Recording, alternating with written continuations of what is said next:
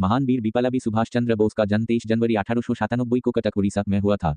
वे बचपन से ही मेधावी छात्र थे और उनके अंदर देशभक्ति की भावना कूट-कूट कर भरी थी। उन्होंने इंग्लैंड जाकर भारतीय सिविल सेवा (ICS) की परीक्षा पास की, लेकिन उन्होंने ब्रिटिश सरकार की नौकरी करने से मना कर दिया और स्वतंत्रता संग्राम में कूद पड़े। नेताजी शुरू में भारतीय राष्ट्रीय कांग्रेस से जुड़े, लेकिन महात्मा गांधी की अहिंसा की नीति से असंतुष्ट थे। वे मानते थे कि भारत को स्वतंत्रता हथियारों के बल पर ही मिल सकती है। इसी कारण उन्होंने कांग्रेस से अलग होकर अपना स्वतंत्र रास्ता चुना। 1941 में नेताजी अंग्रेजों की नजरबंदी से भागकर जर्मनी और फिर जापान पहुंचे। जापान की सहायता से उन्होंने आज़ाद हिंद फौज (INA) का गठन किया और हजारों भारतीय सैनिकों को संगठित किया। उन्होंने दिल्ली चलो का नारा दिया और अंग्रेजों से मुकाबला करने के लिए अपनी सेना को तैयार किया।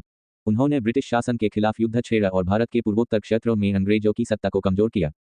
18 अगस्त 1945 को नेताजी का विमान ताइवान में दुर्घटनाग्रस्त हो गया, लेकिन उनकी मृत्यु को लेकर कई रहस्य है। कुछ लोग मानते हैं कि वे जीवित थे और गुप्त रूप से भारत लौट आ रहे थे। आज भी नेताजी का नारा "तुम मुझे खून दो, मैं तुम्हें आज़ादी दूंगा" भारतीय स्वतंत्रता संग्राम के सबसे प्रेरणादायक नारे में से एक है। नेताजी सुभाष चंद्र बोस ने भारत को आज़ादी दिलाने के लिए पूरी दुनिया में संघर्ष किया। इनकी वीरता, साहस और बलिदान भारत के हर नागरिक के लिए प्रेरणा स्रोत है।